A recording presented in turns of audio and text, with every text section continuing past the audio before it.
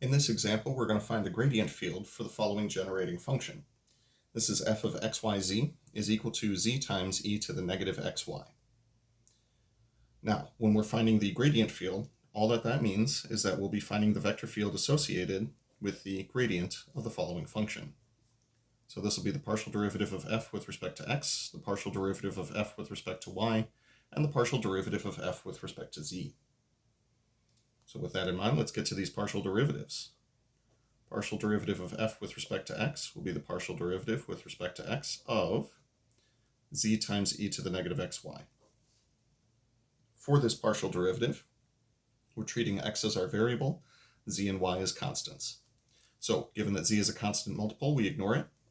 Derivative of e to the is going to be e to the, and then the chain rule says we multiply by the derivative of negative xy.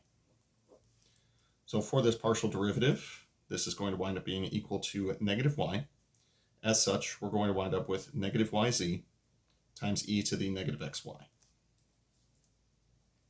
For the partial derivative of f with respect to y, we'll see basically the same stuff as what we saw for x. So partial with respect to y of z times e to the negative xy.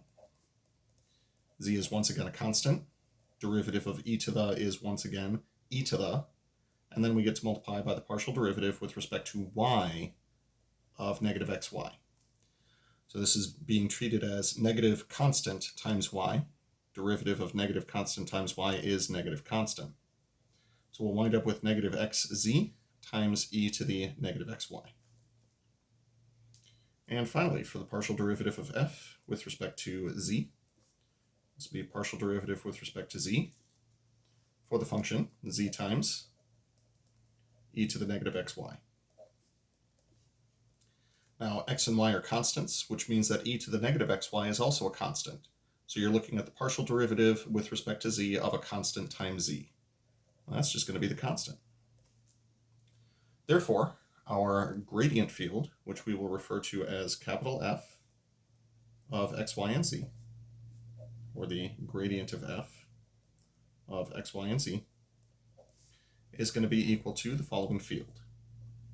This is negative yz, e to the negative xy, negative xz times e to the negative xy, and e to the negative xy. That'll be our final answer.